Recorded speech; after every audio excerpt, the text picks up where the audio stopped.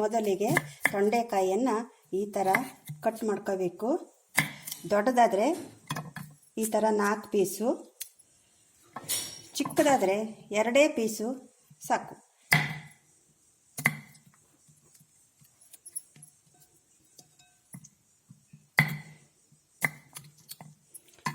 ಚಿಕ್ಕದಾದರೆ ಈ ಥರ 2 ಪೀಸು ಸಾಕು.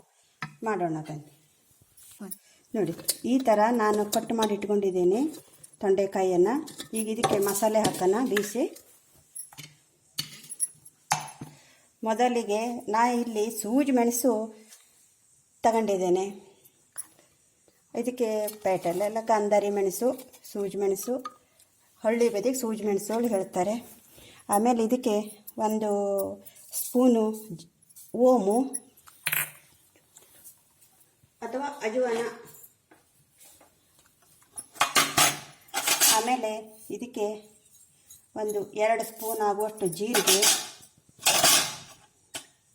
1 ಸ್ಪೂನು 2 ಸ್ಪೂನ್ ಆಗುವಷ್ಟು ಉದ್ದಿನಬೇಳೆ, 1/2 ಸ್ಪೂನು ಮೆಂತೆ,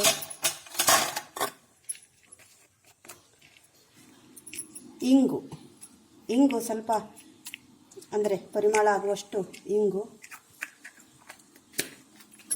ಹಾಕಿ ಈಗ ಮಿಕ್ಸಿ ಮಾಡ್ಕೊಳ್ಳೋಣ.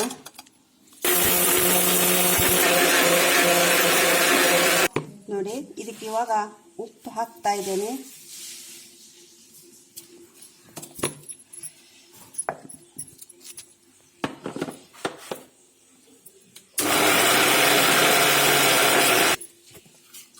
ಇವಾಗ ಇದು ಮಸಾಲೆ ರೆಡಿಯಾಗಿದೆ.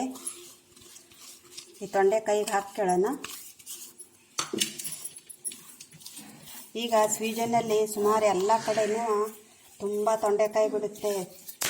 ಅದೇನು ಸುಮಾರು ಕೆಲವು ಬದಿಗೆಲ್ಲ ಸುಮಾರು ವೇಸ್ಟ್ ಮಾಡಿಬಿಡ್ತಾರೆ. ಸುಮ್ಮನೆ ಏನು ದಿವಸ ತಿನ್ನೋದು ಅದು ಹೇಳಿ ಪೇಟೆಲ್ಲೂ ಒಂದೊಂದು ಸಲ ತುಂಬ ಸೋವಿಯರ್ ಕೊಟ್ಬಿಡ್ತಾರೆ ಸ್ವೀಡನ್ನಲ್ಲಿ.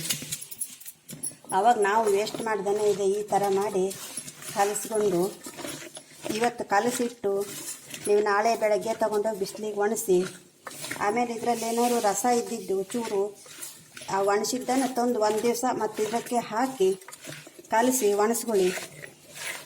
ಊಟಕ್ಕೆ ಭಾರಿ ಚೆನ್ನಾಗಿರುತ್ತೆ. ಯಾರ್ಯಾರು ನೆಂಟರು ಬಂದರೆ ನಾವು ಸಂಡಿಗೆ ಮೆಣಸೆಲ್ಲ ಹುರಿತೇವೆ ಆಯಿತಾ. ಇದೇ ಹಪ್ಪಳ ಸಂಡಿಗೆ ಈ ಥರದಲ್ಲಿ ಇದು ಒಂದು ಹೊಸ ಐಟಮ್ಮು ಹೇಳಿ ಹುರಿಬೋದು. ಎಲ್ಲರೂ ಇಷ್ಟಪಟ್ಟು ತಿಂತಾರೆ. ನೋಡಿ, ಈ ವಿಡಿಯೋ ನಿಮಗೆ ತೋರಿಸ್ತಾ ಇದ್ದೇನೆ.